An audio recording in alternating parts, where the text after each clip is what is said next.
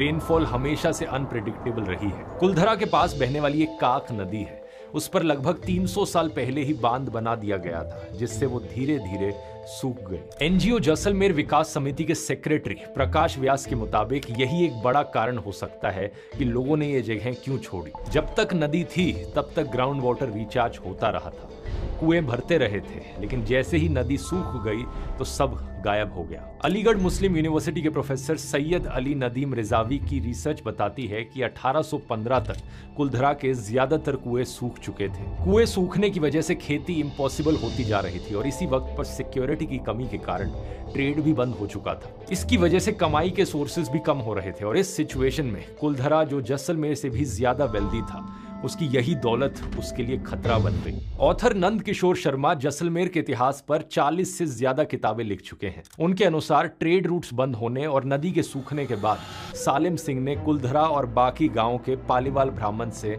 और ज्यादा टैक्स वसूलना शुरू कर दिया। दूसरी तरफ डाकू और लुटेरे भी कुलधरा के लोगों को लूटने लगे। ये लोग गांव की महिलाओं को उठाकर ले जाते और जब तक पैसे नहीं दिए जाते उन्हें बंधक बनाकर रखते। तो एक्चुअली में यही कारण है दोस्तों, पानी खत्म हो रहा था, कुएं सूख रहे थे, फार्मिंग इम्पॉसिबल होती जा रही थी और दूसरी तरफ सालिम सिंह की ऑपरेसिव टैक्सेशन और डाकुओं की लूट। इस सब से परेशान होकर ही कुलधरा के लोगों ने गांव छोड़ दिया। इस सब का सबसे बड़ा सबूत है British officer colonel James Tod की 1829 की फेमस किताब Annals and Antiquities of Rajasthan. इसमें उन्होंने अपनी खुद की आंखों से राजस्थान में जो देखा वो लिखा है। जेम्स टॉड ने देखा कि इस इलाके में लगभग सभी पालीवाल ब्राह्मण्स उस समय वॉलंटरी एग्जाइल में रह रहे थे, क्योंकि अगर वो अपनी जमीन पर वापस लौटते तो सालिम सिंह उनसे उनकी सारी कमाई छीन लेता। उस वक्त खेती लगभग खत्म हो चुकी थी, सिक्योरिटी की कमी के कारण ट्रेड भी बंद हो चुका था और सालिम सिंह ने पालीवाल बैंकर्स के